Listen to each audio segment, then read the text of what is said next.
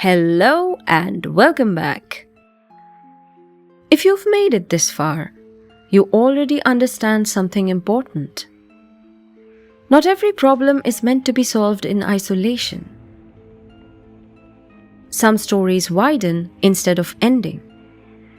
They reveal systems, patterns, people who exist not to explain the world but to keep it from tearing itself apart. Tonight, the scope changes.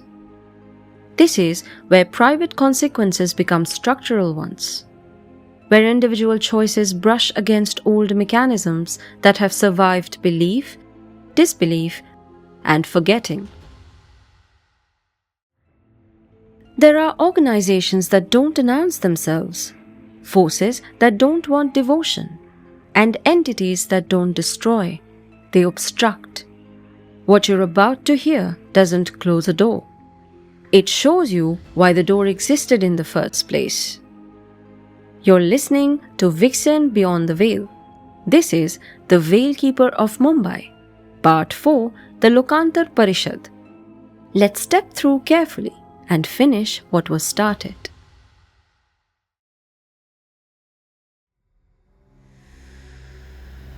The Lokaantar Parishad did not announce itself. There was no signboard, no symbol that lingered long enough to be memorized, no sense of arrival that would satisfy a mind trained to look for landmarks. Karthik led them through a route that felt deliberately forgettable. An underpass damp with old rain.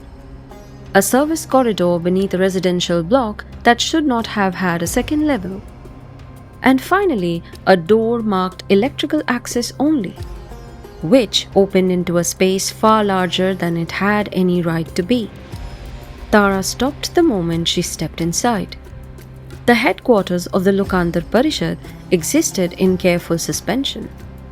Between eras, stone arches reinforced with brushed steel, floors etched with sigils so ancient they had worn smooth under centuries of use. Glass walls layered with scripts that shifted subtly as one moved past them, reacting not to motion but to presence. Soft light filled the space without a visible source, and the air felt tuned, like a frequency adjusted just beyond discomfort. Around them moved others, men and women in muted clothing, some murmuring to one another, some watching openly, some pretending not to. But none spoke. They did not stare, they observed. Vijay hovered closer to Tara, unusually subdued. Oh, He murmured. this place doesn't forget. It's designed not to. Karthik replied. We hold what the world can't afford to remember. They were ushered into a circular chamber where the walls curved inward protectively, marked with living symbols that pulsed faintly, responding to proximity rather than sight. At its center sat an elderly woman in a low-back chair, silver hair braided neatly down her spine, her posture relaxed but unyielding. Eyes sharp enough to feel invasive without being cruel. Karthik stopped, bowed his head slightly. Tara Deshpande, Vijay Patil, this is Acharya Ila Upadhyay. Every other member in the chamber inclined their heads in unison. Acharya. They said quietly.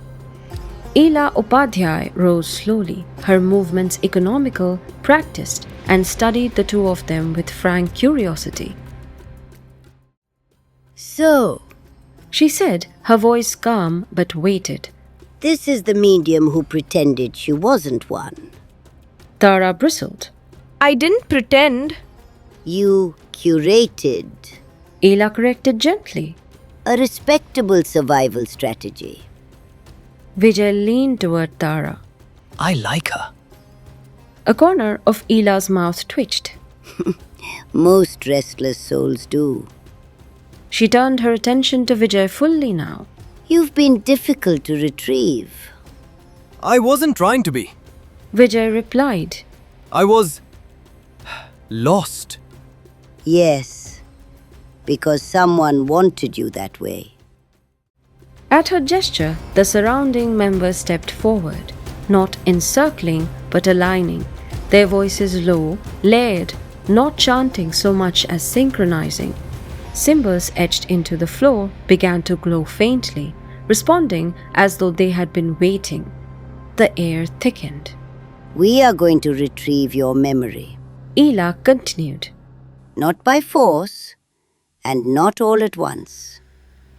This ritual will loosen what was locked, allow you to remember who you were, what you agreed to, and what was taken from you. Vijay's breath hitched. Wait, He said suddenly, fear breaking through the sarcasm. what if I don't like what I remember? You won't, but you'll understand it. The chamber hummed, the sound settling into Vijay's bones like a second heartbeat. And when the memories came, they did not arrive as visions laid gently before him, but as words forced loose from somewhere deep and buried. My father used to laugh too loudly, Vijay said suddenly, as though the sentence had surprised him. like he was daring the world to tell him to stop. He swallowed, hands curling into fists. My mother hummed when she cooked. Old film songs, always slightly off key. A weak, disbelieving smile flickered across his face. They named me Vijay because they were obsessed with Vijay Anand. Said heroes didn't have to shout. Said they could be quiet and still win. His form shuddered. I remember a railway platform. He continued, voice rough now. Someone shouting my name because I'd wandered too far ahead. I remember thinking I was grown enough to disappear. The memories darkened.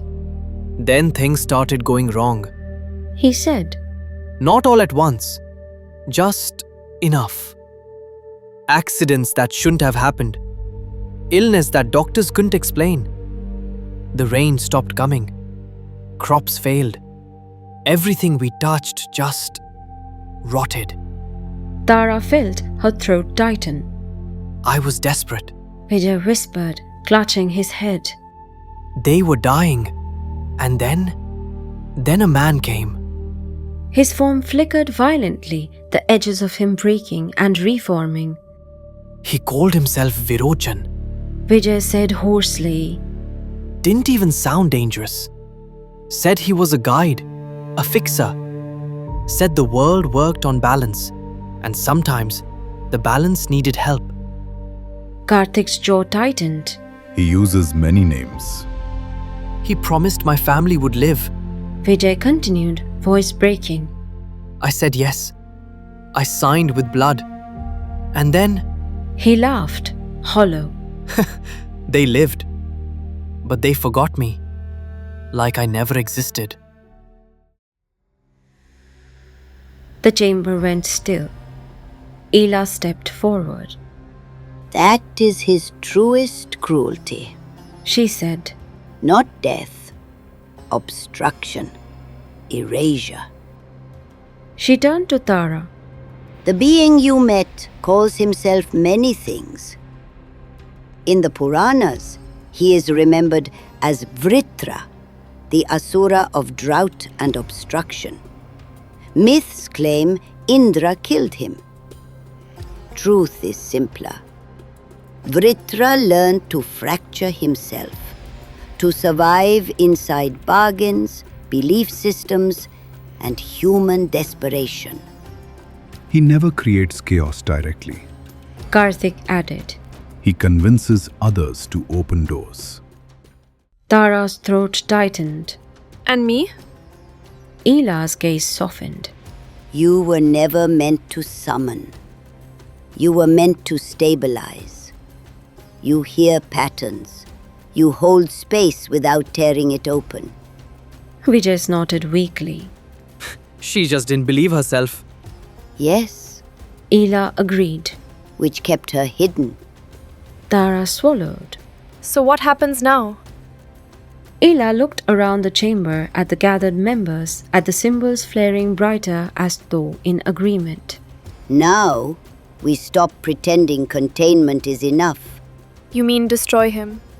No, we capture him. Bind him where he cannot bargain again.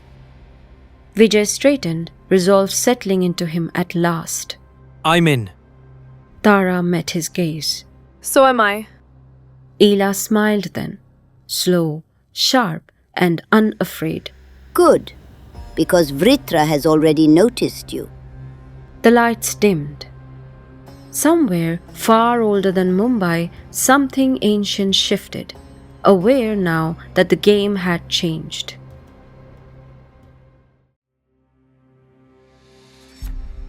Training under the Lokaantar Parishad did not resemble anything Tara had imagined, mostly because it did not resemble training at all.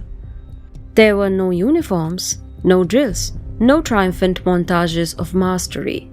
Instead, there was discipline disguised as patience, rules embedded in silence, and long hours spent learning how not to act.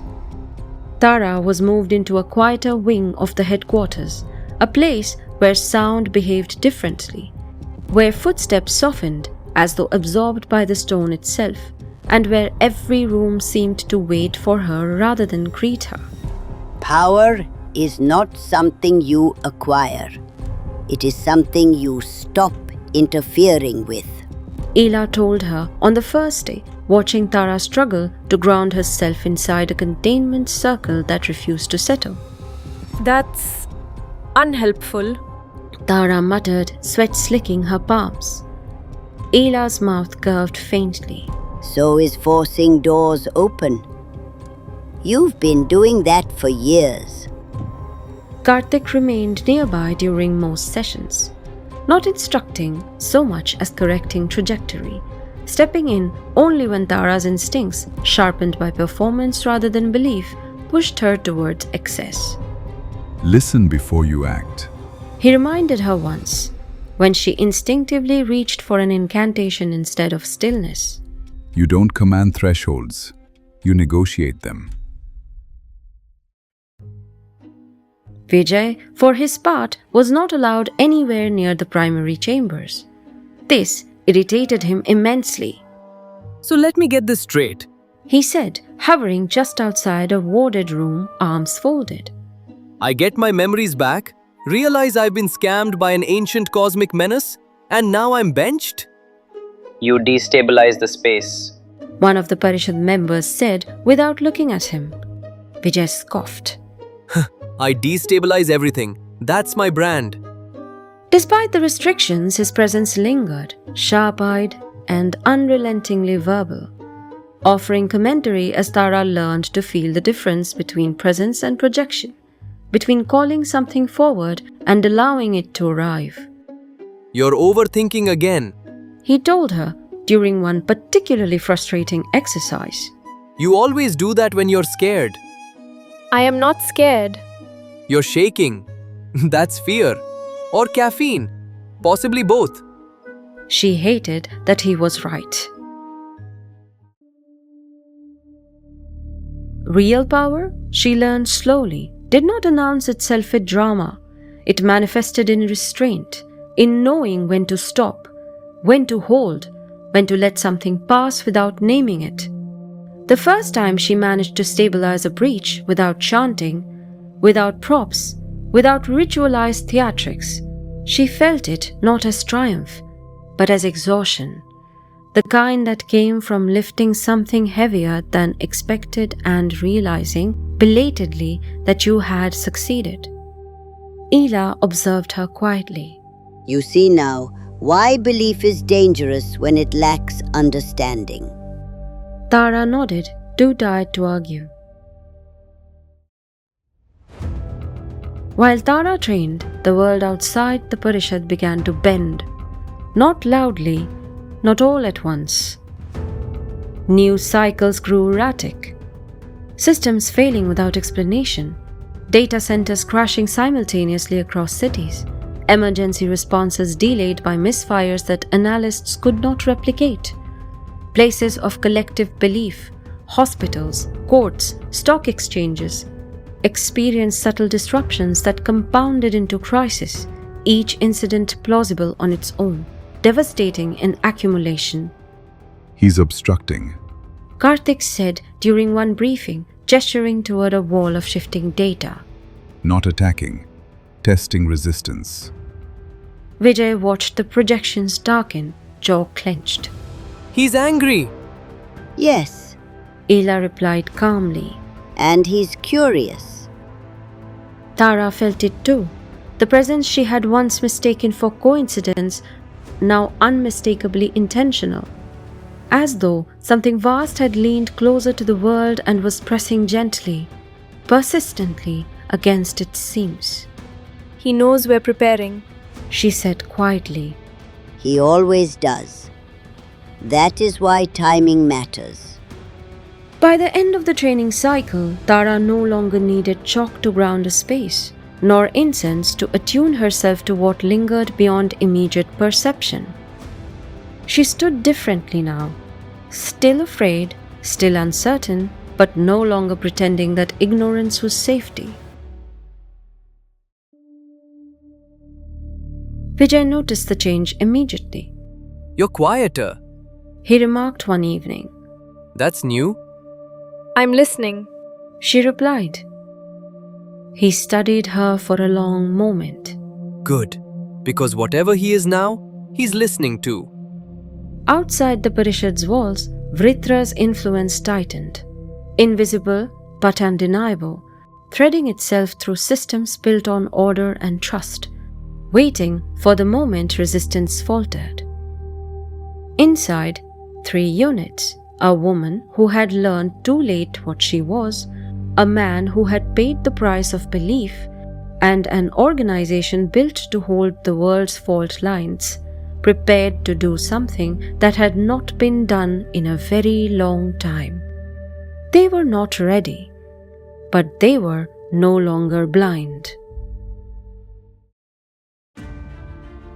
The decision once made moved quickly, not because there was urgency, but because there was no longer room for hesitation. The chamber chosen by the Lokaantar Parishad was deep, shielded, deliberately unremarkable. Its walls built not to echo power, but to absorb it. Every surface etched with symbols that did not call or command but restricted. Ela stood at its center, her presence steadying the room the way gravity steadies a planet, while Karthik and the other members took their places along the perimeter, not forming a circle of confrontation but a structure of containment. You don't challenge Vritra. Ela said quietly, more to Tara than to the others. You deny him leverage. Tara understood that now. She did not chant. She did not reach outward. She did not invite. She stood still and held the threshold. The air resisted her at once, pressure building like a held breath, and something vast leaned in from the other side, irritated, curious, offended by resistance where compliance had once lived. The presence did not announce itself with spectacle. It arrived as inevitability, as obstruction made conscious, and the chamber dimmed in response. You were easier when you pretended. The voice pressed, not aloud but everywhere at once. Tara felt fear brush past her and let it go. I'm not pretending anymore. She said, her voice steady, not because she was unafraid, but because she finally understood where fear belonged. The presence increased. Vijay felt the tug then. The old reflex, the instinct to bargain, to give something up in exchange for relief. And for a moment, the memory of his desperation flickered, sharp and tempting. No. He said, aloud this time, anchoring himself to the word. Not again. That refusal mattered more than any symbol. The Parishad moved in unison, voices layered, not chanting but reinforcing, closing the invisible gaps Tara held open just long enough for the presence to be redirected inward, folded, compressed, stripped of access rather than destroyed. Vritra resisted, of course. Systems beyond the chamber faltered briefly, lights flickering across cities, networks stuttering as though reality itself had tripped. But the bind held. Tara did not let go. When the seal snapped shut, it did so without drama. No explosion, no scream, just silence. Real silence. Ela studied the sealed containment for a long moment, then inclined her head. He is captured, bound where he can no longer bargain. The pressure lifted immediately. Across the world, machines stabilized, hospital monitors steadied, data flows corrected themselves as though the errors had never existed. People woke with headaches and half-remembered dread that faded quickly. Conversations dissolving into uncertainty, timelines smoothing over gaps, as if the last few days had been nothing more than collective exhaustion. By morning, the panic had become rumor. By evening, it had become nothing at all. The world forgot. Tara felt the shift like a tide receding. Vijay laughed softly, the sound lighter than it had ever been. That's new. Karthik steadied Tara as her knees threatened to give way. You did it. We did. She corrected. Ela's gaze moved to Vijay. You are no longer bound. Vijay waited for the pull, the sense of release, the quiet call forward. And when it didn't come, he frowned. I think I'm supposed to pass on. And? He considered it, then shrugged. I don't want to. Ela studied him for a long moment. You have unfinished business. You could say that. So be it. Stay. Help us ensure no one like him bargains their way back again.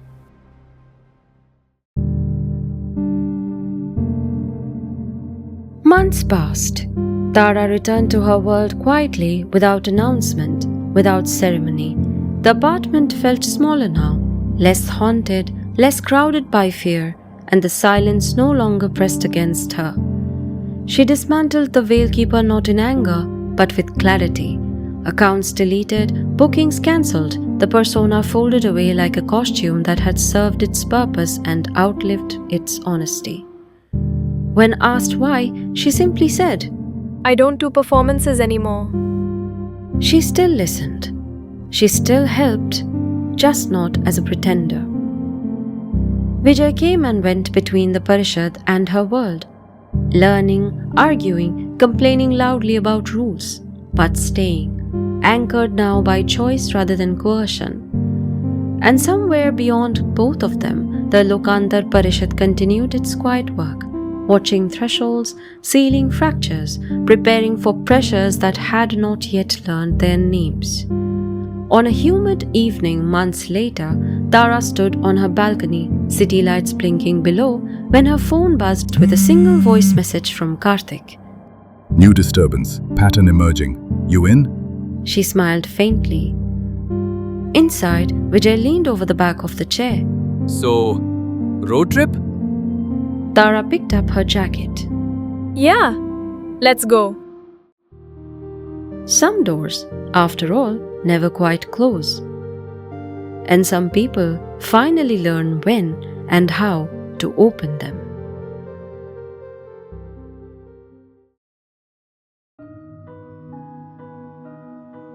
And that's where we'll stop for tonight. Some stories end with clarity.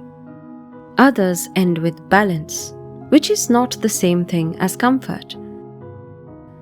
If this story left you unsettled, if it made you rethink where belief becomes responsibility, or how easily intention can be overshadowed by impact, then it's done exactly what it was meant to do. Beyond the veil, truth doesn't always demand exposure. Sometimes it asks for restraint. Sometimes it asks for silence.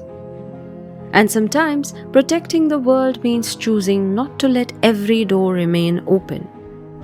If you felt drawn into this story, you can support the channel by liking, sharing, and subscribing. It helps these stories find the listeners who already sense that the world isn't quite as sealed as it pretends to be. More stories will follow when they're ready. when they insist. Until then, thank you for listening, for staying through the unease, and for trusting me to guide you here. I'm Ipsha. This was Vixen Beyond the Veil. Take care of yourself. And when you're ready, you may step back into the city. Just remember, not everything you leave behind stays there.